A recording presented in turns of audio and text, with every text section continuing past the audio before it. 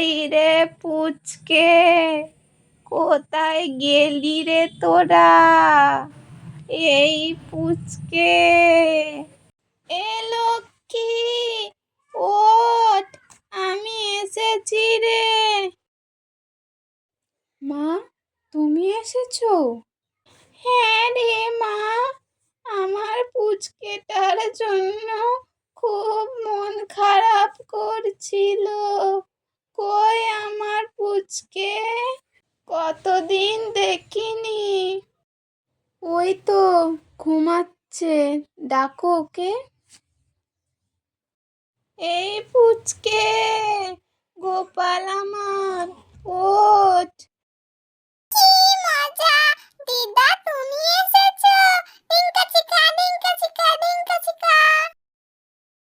কতদিন দেখিনি আমার গোপালকে। আয় বাবা, কোলে আয় গোপাল আমার।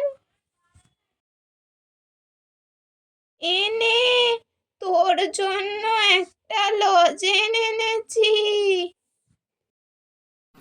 তুমি আমার জন্য লজেন এনেছো, তুমি খুব ভালো দিদা। দাঁড়া আমি আসছি, রাইটাকে একটু দেখে আসি। ওকে কতদিন ওকেও দেখিনি, ওকে একটা লজেন দিয়ে আসি। এই রাই, দেখ কে এসেছে। কে এসেছে মা? দিদা তুমি এসেছো, তুমি ভালো আছো তো? হ্যাঁ মা, এই তো ভালোই আছি। তুমি ভালো আছো তো? হ্যাঁ দিদা, আমি ভালো আছি। এই নাও, এই লজেনটা তোমার। পুচকে মনে হয় আমার জন্য বসে আছে, চাই রে মা। চলে এসেছো মা, এবার একটু বসো। মা তোমরা বসো, আমি খাবারটা করি, যাই তোমরা গল্প করো।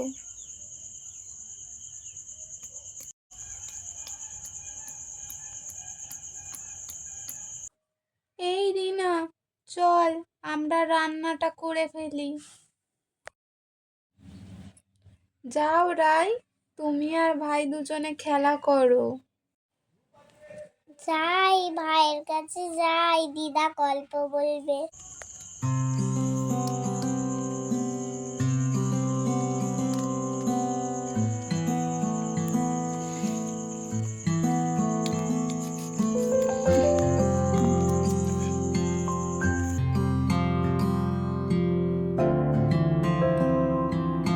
ও দিদা, দিদা একটা গল্প বলো না, কতদিন তোমার কাছে গল্প শোনা হয়নি, একটা গল্প বলো না দিদা।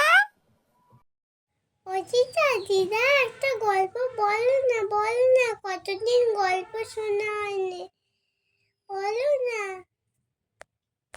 ও দিদা, দিদা আজকে তোমাকে একটা গল্প বলতেই হবে, বলো না, বলো না। ঠিক আছে বাবা, বলছি, দাঁড়া দাঁড়া, তোরা একটু শান্ত হ এবার। শোন তবে, একদিন এক বাঘ ঘুরতে ঘুরতে এক গ্রামে এসে পড়ে। সেখানে এসে শুনতে পায় এক মা তার মেয়েকে বাঘেরঝি বাঘেরঝি বলে ডাকে। বাঘ তখন ভাবে, এখানে আমার মেয়ে আছে নাকি, বলে সে তাদের ঘরের দিকে যায়। হালুম হালুম করে ডাকে। তখন তার মা বলে, তোর বাবা এসেছে।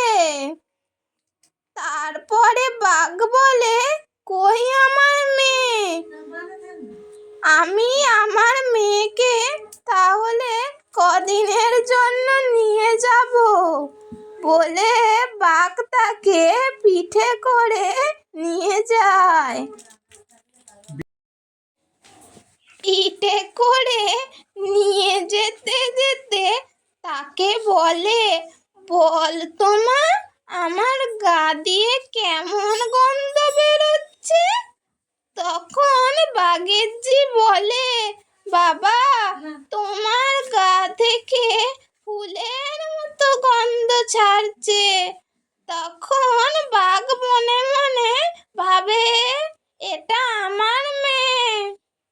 তখন মেয়েটিকে নিয়ে যায় তাদের জঙ্গলে।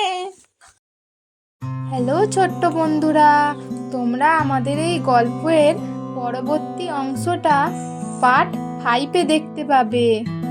তাড়াতাড়ি সাবস্ক্রাইব করে দাও গো ছোট্ট বন্ধুরা।